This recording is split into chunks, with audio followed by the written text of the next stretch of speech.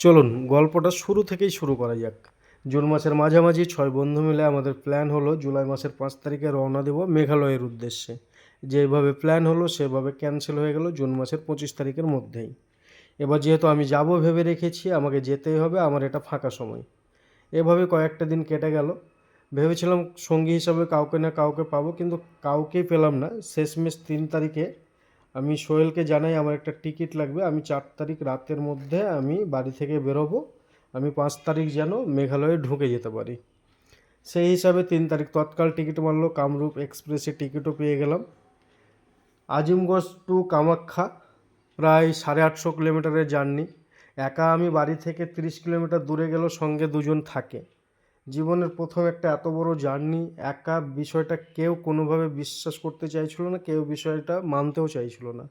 মনের মধ্যে ভয় আর বুকের ভিতর দুরু দুরু, তবুও নিজেকে অনেক শক্ত করলাম আর নিজেকে গুছিয়ে নিয়ে বেরিয়ে পড়লাম নিজের স্বপ্ন পূরণ করতে। কারণ নিজের খারাপ সময়ে একা থাকতে হবে, তাহলে ভালো সময়ে আমার 50 জনের দরকার নেই, ভালো সময়টা আমি আমার মতো করে উপভোগ করব। রাত অনেক হয়ে গেছিলো, বাইরে হালকা বৃষ্টি, ট্রেনে গিয়ে সিট পেয়ে গেলাম, এসিতে বিন্দাস ঘুমিয়ে পরের দিন সকালবেলায় ঘুম ভাঙলো সকাল 7টায়। সকাল 7টায় যখন ঘুম ভাঙলো তখন এই হচ্ছে প্রকৃতির দৃশ্য। রাতের বেলায় অতটা মন খারাপ না হলেও সকালবেলায় অনেকটা পথ পেরিয়ে যাওয়ার পর কেমন জানি একা একা লাগছিল। আর ট্রেনের মধ্যে হাজার হাজার যাত্রী থাকলেও নিজেকে একা একা ফিল হচ্ছিল। তবে আমার মন বলছিল আমি পারবো। ব্যাস এভাবে এগোতে শুরু করলাম। এই রুটে সর্বোচ্চ আমি এনজিপি পর্যন্ত এসেছি, তারপরে পুরো পথটাই আমার কাছে নতুন, অজানা, অচেনা। যাই হোক, মনের মধ্যে একটা ভয় ভয় কাজ করছিল আর বেশ একটা উত্তেজনাও কাজ করছিল, কারণ এই রুটে প্রথম আমি একাই যাত্রা করছি। তারপরে হালকা করে ব্রেকফাস্ট করলাম। ব্রেকফাস্ট করার পর তখন পর্যন্ত আমি কোনো রকম কোনো পরিকল্পনা করিনি কোথায় যাব, কোথায় থাকব, কি করব। তবে এটুকু আমি মাথায় রেখেছিলাম যে আমি স্কুটি হোক বা বাইক রেন্ট করে হোক আমি পুরো মেঘালয়টা ঘুরবো। তারপর শুরু হলো একটার পর একটা রেন্টাল কোম্পানিকে ফোন করা। যাকেই ফোন করছি কারো কাছে স্কুটি অ্যাভেলেবেল নেই, বাইক কিছু কিছু আছে। সকাল 8টা থেকে প্রায় দুপুর 1টা পর্যন্ত বিভিন্ন রেন্টাল কোম্পানিকে ফোন করে স্কুটি উদ্ধার করতে পারলাম না। সবার কাছেই ওই দুটো একটা করে মোটরসাইকেল আছে। গুয়াহাটি এবং কামাখ্যা স্টেশনের আশেপাশে কোনো রেন্টাল কোম্পানির কাছে স্কুটি ছিল না। তো লোখরা বলে একটা জায়গা, প্রায় কামাখ্যা স্টেশন থেকে 10 কিলোমিটার দূরে, এক দাদাকে ফোন করলাম, শেষ ভরসা আমার ওটাই। তো বললো হ্যাঁ চলে আসুন, স্কুটি হয়ে যাবে আমাদের কাছে। আর এগুলো প্রত্যেকটা স্টেশনই অজানা অচেনা। তো আসাম আমরা এন্ট্রি করে গেছি। এবার এখান থেকে লাঞ্চটা ট্রেনের ওপরই সেরে নিচ্ছি, কারণ তারপর একটু চাপ হয়ে যাবে। কারণ স্টেশন থেকে নেমে আমাকে র্যাপিডো করতে হবে, ওখানে 10 কিলোমিটার যেতে হবে, ওখানে আবার কিছু একটা প্রসেস আছে, তারপরে গাড়ি নেব, তারপর বেরোবো। যাই হোক, ওই ঝামেলাতে আমি থাকতে চাইছিলাম না। এখন আমরা ছুটে চলেছি ব্রহ্মপুত্র নদীর উপর দিয়ে। এটি বিশ্বের অন্যতম নদী। এর দীর্ঘ সম্ভবত 2900 কিলোমিটার। তিব্বতে সাংপো, ভারতে দিহাং এবং বাংলাদেশে যমুনা নামে পরিচিত। এখন গুয়াহাটি শহরটা দেখতে পাচ্ছি। আর সামান্য কিছু গেলেই আমরা কামাখ্যা স্টেশন। কামাখ্যা স্টেশনে নামবো, তারপর র্যাপিডো বুক করব, র্যাপিডো বুক করে লোখরা যেতে হবে। এ হচ্ছে কামাখ্যা স্টেশন। নামার পর কেমনই গায়ের মধ্যে একটা শিহরণ দিয়ে উঠলো, কোথা থেকে কোথায় চলে এলাম, তাও আবার একা। তো যাই হোক, একদম সঠিক সময়ে স্টেশনে নামলাম। নামার পরে এখন বাইরে যেতে হবে, বাইরে গিয়ে র্যাপিডো বুক করতে হবে। এক ভাইকে বলে এই ছবিটি তুললাম। এবার র্যাপিডো বুক করে নিয়েছি। এখান থেকে লোখরা যাওয়ার জন্য 10 কিলোমিটারে 110 থেকে 20 টাকা মতো নেবে। এই হচ্ছে স্টেশনের বাইরে। এবার যারা রেন্টাল বাইক বা স্কুটিতে না গিয়ে শেয়ার কারে যেতে চান তাদেরকে যেতে হবে পল্টন বাজার। ওটা গুয়াহাটি স্টেশন থেকেও যেতে পারেন, কামাখ্যা স্টেশন থেকেও পল্টন বাজার যেতে পারেন। তারপর ওখানে বিভিন্ন প্যাকেজ সিস্টেম বা আপনি যেমনভাবে যেতে চান ওখানে সব ব্যবস্থা আছে। আমি যেহেতু স্কুটিতে যাব, স্টেশন থেকে বেরিয়ে র্যাপিডোতে এখন যাচ্ছি। একদম দুর্দান্ত ওয়েদার, কিন্তু গরম প্রচণ্ড বেশি। আমাদের দিকে যেমন গরম তার চাইতে ওখানে গরমের তুলনাটা একটু বেশি। অচেনা অচেনা এক জায়গা। যাই হোক, খাওয়া দাওয়া কমপ্লিট করে নিয়েছি, ওই টেনশনটা থাকছে না। এখন যেতে হবে লোখরা। লোখরা গো রাইড বলে যে সংস্থা আছে তাদের কাছ থেকেই স্কুটি রেন্ট করব, দাদার সঙ্গে কথা হয়ে গেছে। তো এ হচ্ছে কামাখ্যা স্টেশন থেকে বেরিয়ে তারপরের দৃশ্য। আকাশটা জাস্ট দুর্দান্ত। যারা মেঘালয় ঘুরতে আসবেন তাদের সুবিধার্থে জানাই, এখানে এসে আপনি বাইক বা স্কুটি দুটোই আপনি রেন্টে নিতে পারেন। এখানে আমি কামাখ্যায় নেমেছি। কামাখ্যা থেকে 10 কিলোমিটার দূরে লাখুরা বলে একটা জায়গা আছে, সেখানে আমি এটা গুগলের মাধ্যমে এই নাম্বারটা বা অ্যাড্রেসটা আমি সংগ্রহ করেছি। গো রাইড। এখানে এসে একদম সিম্পলভাবে যেটা করতে হবে, বেশি কিছু না, এ ধরনের একটা ফর্ম থাকবে। এখানে আপনার টোটাল কন্ডিশন লেখা আছে। মোটামুটি 500-600 টাকা থেকে এখানে আপনার টোটাল ডিটেলস দিতে হবে, ব্যাস আর কিছু নয়। এখানে 5 থেকে 600 টাকা থেকে স্কুটি শুরু হয়। আপনি যেমন যেমন বাইক নেবেন প্রত্যেকটা জিনিসই অ্যাভেলেবেল আছে। আর আপনাদের আমি নাম্বারটা স্ক্রিনে দিয়ে দেবো, সেই নাম্বারে যোগাযোগ করেও আপনারা আসতে পারেন। দাদার ব্যবহার খুবই ভালো। আপনারা যে কোনো সুযোগ সুবিধার জন্য নাম্বারটা দিয়ে রাখবো, সেখানে আপনারা ফোন করে বা মেসেজ করে জেনে নিতে পারেন। আপনাকে যেটা লাগবে, বয়স হতে হবে 18 বছর, ড্রাইভিং লাইসেন্স আর আধার কার্ড, এই দুটো ডকুমেন্টস হলেই হয়ে যাবে। এখন গো রাইড থেকে এই স্কুটিটা ভাড়া করলাম। এটা আমার পার ডে 600 টাকা করে পড়লো। আমি 5 দিনের জন্য নিয়েছি 3000 টাকা। এটা গো রাইডের অফিস। এটা কামাখ্যা বা গুয়াহাটি দুটো জায়গা থেকে আসা যায়। এই জায়গাটার নাম হচ্ছে লোখরা। আমি আপনাদের স্ক্রিনে নম্বরটা দিয়ে দেবো, আপনারা যে কেউ আসলে এখান থেকে যোগাযোগ করে বাইক নিতে পারেন। এখানে বাইক, স্কুটি আপনি যা নেবেন সব ব্যবস্থা আছে। স্কুটি রেন্ট করা হয়ে গেল, এখন যাচ্ছি, এটা হচ্ছে লোখরা। এখান থেকে যাব শিলং পুলিশ বাজার। ডিস্টেন্স দেখাচ্ছে 97 কিলোমিটার, সময় দেখাচ্ছে প্রায় 2.5 ঘন্টা। এখানে একটু বুঝতে অসুবিধা হচ্ছে, ট্রাফিকে কোনো লাইট নেই, কিচ্ছু নেই। স্কুটি রেন্ট করে নিয়েছি 5 দিনের জন্য। স্কুটি নিলাম একটু সুবিধা হবে ভেবে, কিন্তু স্কুটিতে মনে হচ্ছে যে একটু সমস্যাই হচ্ছে, বাইকই নিতে হতো। তো যাই হোক, 97 কিলোমিটার যেতে হবে, সময় লাগবে প্রায় 2.5 ঘন্টা মতো। প্রায় 6:30 7টা তো বাজবেই, কারণ পুলিশ বাজার যাওয়ার আগে একটা লেক আছে, উমিয়াম লেক বলে, ওখানে কিছুক্ষণ সময় কাটাবো। তারপরে হোটেল খুঁজে হোটেলে থাকতে হবে। কাল থেকে আসল জার্নি আমার শুরু হবে। আমাদের দিকে যেরকম গরম, তার চাইতে মনে হচ্ছে এখানে বেশি গরম লাগছে। আর আবহাওয়া একদম ক্লিয়ার। এখানে যেখানে বাইকটা রেন্ট করলাম তার কাছে জিজ্ঞাসা করে জানতে পারলাম, এখানে সেরকম ওইভাবে বৃষ্টি হয় না। আসল বৃষ্টিটা হয় চেরাপুঞ্জি, তারপর শিলং, ওই সব দিকটাতে বৃষ্টি হয়। দেখা যাক কী আছে কপালে। তবে ওয়েদার ক্লিয়ার থাকলে ভিজিবিলিটি অনেক বেশি ভালো হবে। এখন বৃষ্টি দেখার জন্য এসেছি, আবার বৃষ্টি না হলেও মনটা খারাপ করবে। এখন কপালে কী আছে ওটা কাল সকাল থেকে জানা যাবে। স্কুটি নিয়েছি, এখন পর্যন্ত তেল ভরিনি। দাদা বললো যে তেল আছে কিছুটা, তো পেট্রোল পাম্প সামনে পেলেই তেলটা ভরবো। আর এখনও প্রায় 90 কিলোমিটার রাস্তা আছে।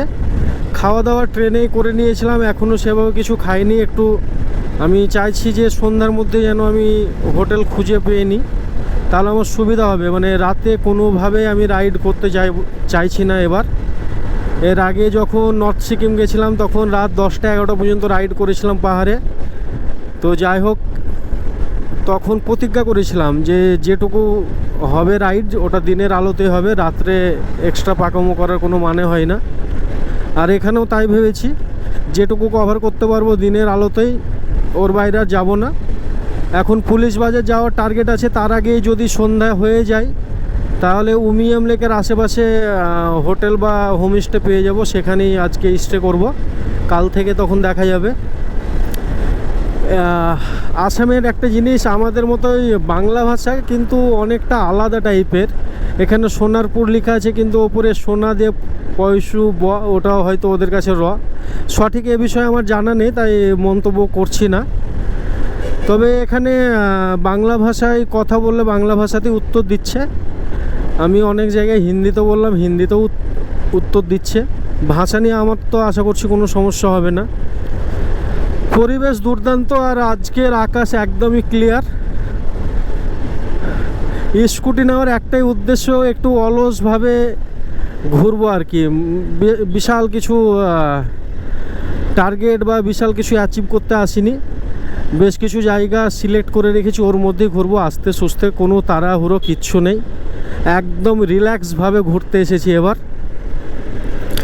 আর বাইক হলে একটু স্পিড মেনটেন করা আমার দ্বারাই হয় না আর কি, একটু জোরে চালানো হয়, ওই জন্য স্কুটি নিয়েছি। আর স্কুটির আরেকটা জিনিস হচ্ছে খরচটাও মোটামুটি কম, একটা বাইক নিতে গেলে 1200 1000 এরকম আছে পার ডে, স্কুটি 600-700 টাকাতে হয়ে যায়। 700 টাকা বলছিল, সেখানে একটু দরদাম করে 600 হয়েছে, 5 দিনের জন্য নিয়েছি। বেশ ভালো, প্রথমে একটু সমস্যা হচ্ছিল, এখন ঠিকই আছে। এই হচ্ছে পরিবেশ, সত্যি দুর্দান্ত লাগছে। আসার সময় একটু নার্ভাস ফিল হচ্ছিল, একাই এত দূর যাব, প্রায় 1000-1200 কিলোমিটার জার্নি, কেমন হবে না হবে প্রচুর টেনশন হচ্ছিল। তবে এখন একদম রিল্যাক্স লাগছে, কিন্তু একটু গরমটা কমলে শান্তি পাই, থাকা যাচ্ছে না। এই হচ্ছে পরিবেশ। তো চলো আবার সামনে কিছুটা এগিয়ে আবার কথা বলি। এবার একটু বেশি টেনশন হতে শুরু করেছে, কারণ 10-12 কিলোমিটার আসলাম, প্রায় 25 থেকে 30 খানা পেট্রোল পাম্প দেখলাম, সবগুলোই ডান দিকে। আমি যে রুটে আছি বাম দিকে একটাও পেট্রোল পাম্প দেখতে পাচ্ছি না, ডান দিকে যাওয়ার কোনো অপশন নেই, টোটাল এভাবে ব্যারিকেড দেওয়া আছে। খুব চাপের ব্যাপার হয়েছে, পেট্রোল পাম্প এখন সামনে না থাকলে যদি এই পেট্রোল শেষ হয়ে যায় তো বিপদে পড়ে যাব, খুব চাপের হয়ে গেল। আবার পেট্রোল পাম্প দেখতে পাচ্ছি, কিন্তু সেটাও ডান দিকে, যাওয়ারও কোনো অপশন দেখতে পাচ্ছি না, ভারী মুশকিল। গরম লাগছে অসহ্য, ভালো লাগছে না। পেট্রোল ভরবো, তারপরে কোথায় একটু বসবো, প্রচণ্ড তাপ। আমার ভয়েস আসছে কেমন আমি এখনও চেক করে দেখিনি, বক বক করে বকেই যাচ্ছি, একবার ভয়েসটাও চেক করতে হবে দাঁড়িয়ে। তার আগে আমাকে খুঁজতে হবে পেট্রোল পাম্প।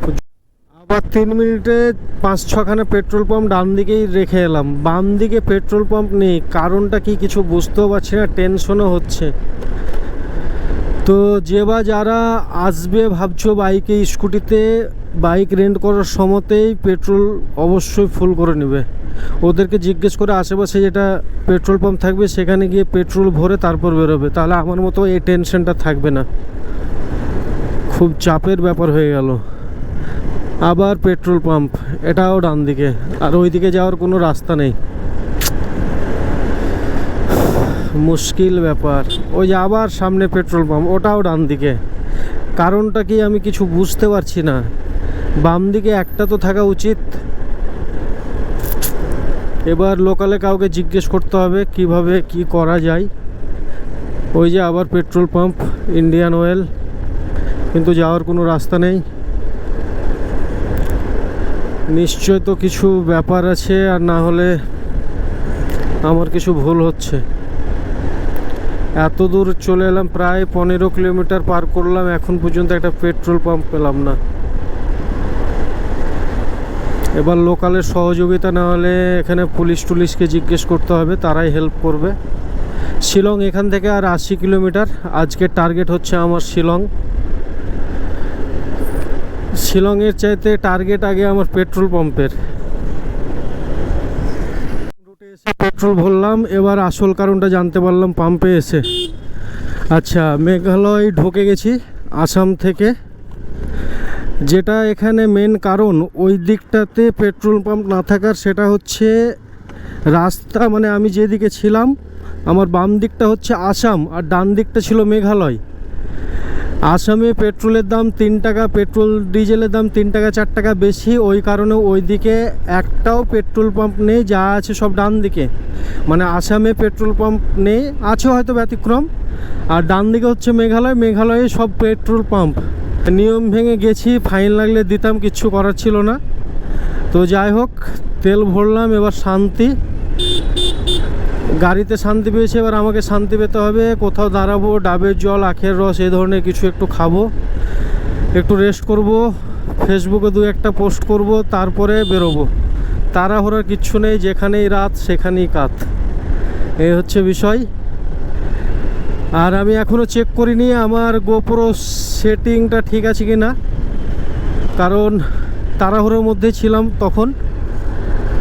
এখন গোপ্রোর ভিউ ঠিক আসছে কি সেটা আমি এখনও চেক করিনি, অডিও ঠিকঠাক আসছে কি সেটাও চেক করিনি, দুটোই চেক করতে হবে। ভালো একটা জায়গা দেখে দাঁড়াবো, পুরোটাই ভালো জায়গা কিন্তু রোদের তাপটা বেশি। আর মেঘালয় এন্ট্রি করাতেই বোঝা যাচ্ছে পরিবেশ সম্পূর্ণ আলাদা।